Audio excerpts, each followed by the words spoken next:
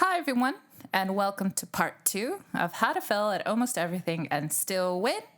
I am Babette Kraft, and I will be your English conversation partner again. First, let's take a look at this passage. I will read it to you one time, and then we will look at the individual lines and phrases highlighted in blue and try to get the meaning of this passage, okay? So let's begin. Scott urges us that instead of putting the blinders on and expecting a certain result at the end of months or years of work, instead focus on systems. Systems are skill-based. They allow you to transfer skills to future projects and endeavors. Approach each new opportunity with the question, how likely is this going to improve my broad range of skills and increase my odds of success?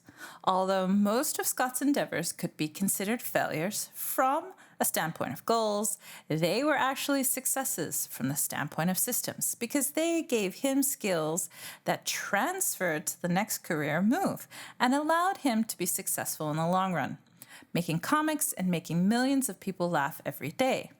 His dozens of failures early in life with his entrepreneurial projects like computer games, file transfer software, meditation program, they were all considered failures when looking at it from the goal standpoint, but from the system standpoint, they gave them the skill of hustle, which allowed him to put in the long hours necessary to get his comic off the ground in the following years.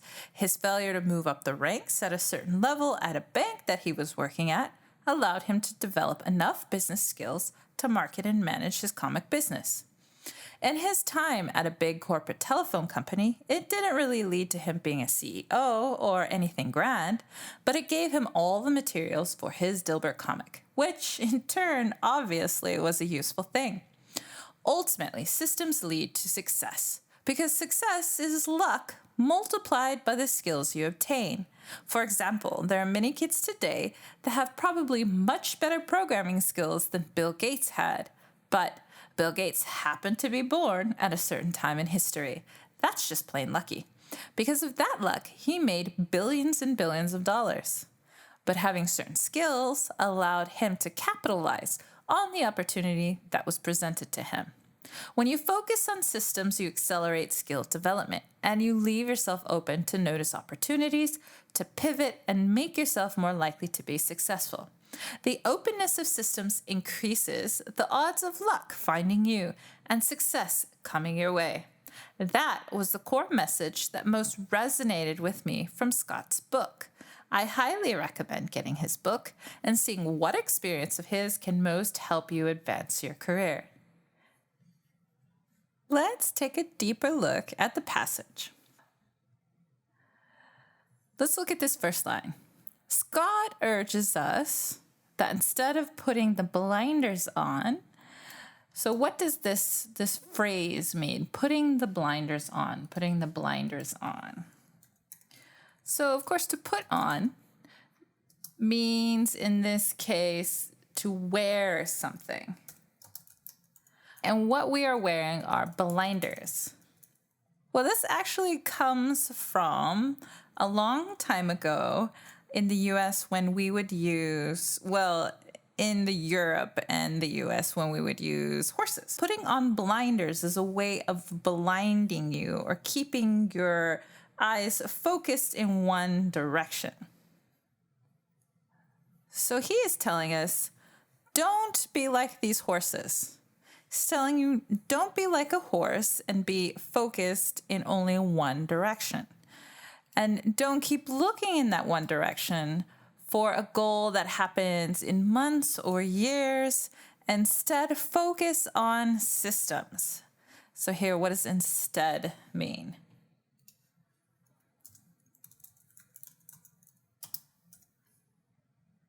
So here, instead is the same as instead of. You can actually use either word. You just have to change the way that this sentence is written. So instead focus is the same as instead of focusing.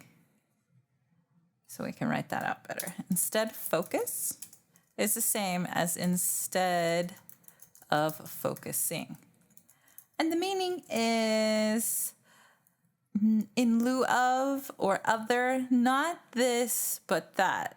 So not A, but B. Instead of A, do B.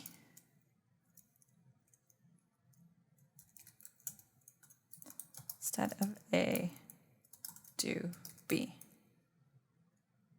Or not A, do B. If that helps. Okay. So systems are skill-based. Systems are skill-based. I'll make it a little larger. Systems are skill-based. What does skill-based mean?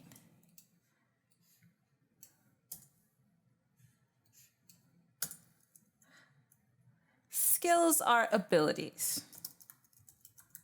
Okay, and we can get these abilities from our own experience, our knowledge, our education. These are things that we learn.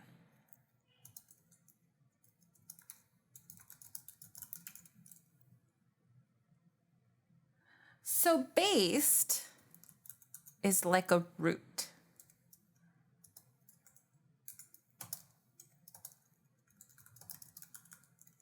We often use the word, there's a verb, rooted. Okay, so if something's based in it, it's rooted. You can think of a plant and how it has its roots and it sits inside the dirt. This is based. This is focused on skills.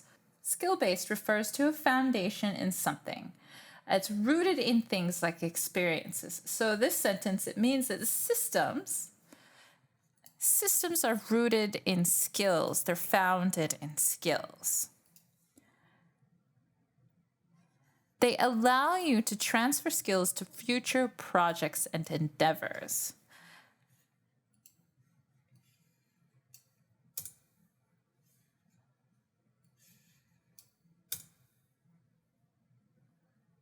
They allow you. So they refers to systems. So the they in here, we're talking back about the sentence above. We're talking about systems. And systems are what give us a chance. They're what allow us to do something. So here, systems that are rooted in skills gives you the chance to use those skills in different ways and with different projects. Approach each new opportunity with the question. We know opportunities, so we'll start there. Since we've been talking about this the whole time, opportunity. Of course, opportunity is a chance. It's a chance to do something. Usually we have an opportunity to do something. Here, new is, of course, something we haven't done before. And then we have the word each. And this is talking about every one of those chances. So the phrase each new opportunity is really saying that you have these chances to do new things, then you want to ask yourself a question. Every single time you have the chance to do these things you've never done before, you want to ask the question, how likely is this going to improve my broad range of skills and increase my odds of success? How likely?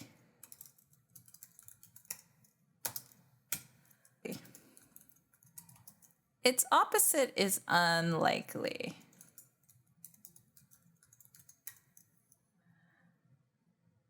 And we use it as an adjective, we use it to describe something. So how likely is something going to happen? Means what's your estimate? We can put this at the top. How likely means an estimate. We use it to say that something will probably happen or not happen in the future. So an example would be, it's very likely to rain tomorrow. Or the opposite, it's very unlikely.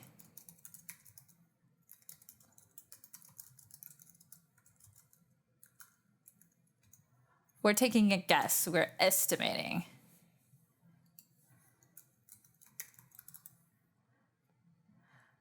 So odds of success. So the word odd here first, it can actually mean different things. So odd sometimes means strange. You could say he's an odd man.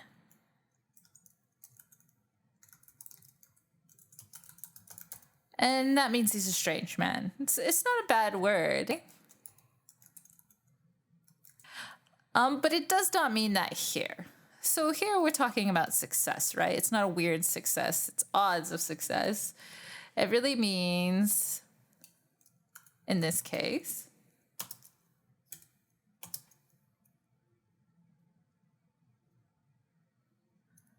it means probability or chance. What are the odds of something happening? So for example, 0%. This is unlikely. Actually, this is very unlikely something will happen. 50%? Your chances are good. Maybe likely, sort of likely that something would happen. 100%. Odds are very likely that something would happen. So again, we're dealing with probability, with chance. This is math talk. You can think in percentages. 0% very unlikely something will happen. 100% odds are something very likely will happen. All right, so what is Scott trying to tell us in this section? Let's take a look.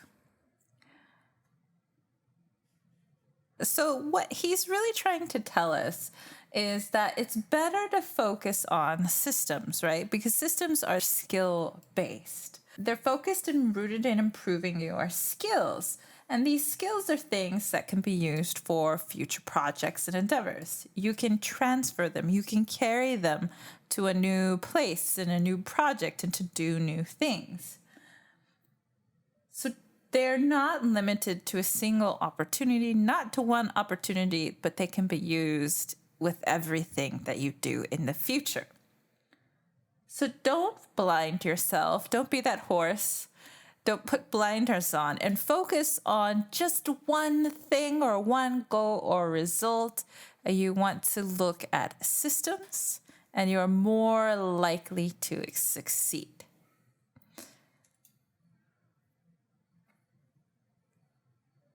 All right, let's continue. Although most of Scott's endeavors could be considered failures. All right, what is an endeavor here? That's a lovely word. It's a good word to know. It's a good vocabulary word. Endeavors. Endeavors. It's a very unique word. It can be used both as a verb. He endeavors to do something.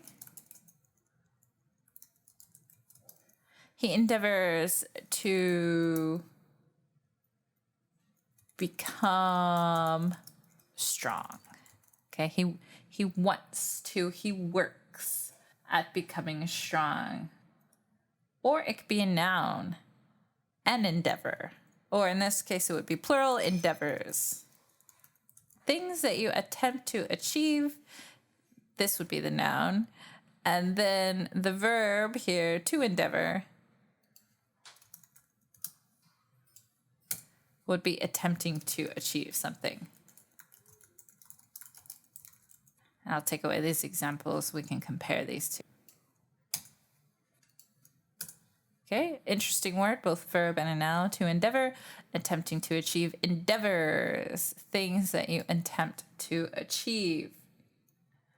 So this also has an interesting spelling, right? You see this EA. So I'll break the word up a little and we can work on the pronunciation. So endeavor. So you have 3 syllables.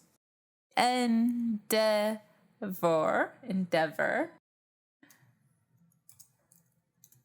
You could think of the EA as an eh sound in de, like egg, more like a short E, and endeavor.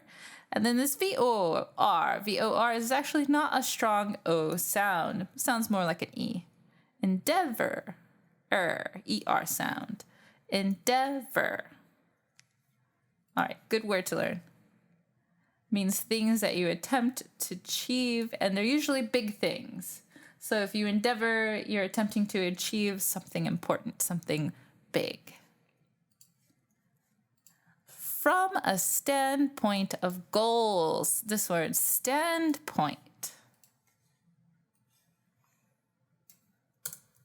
What is standpoint?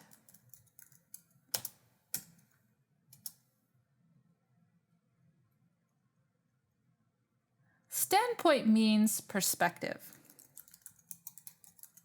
or point of view.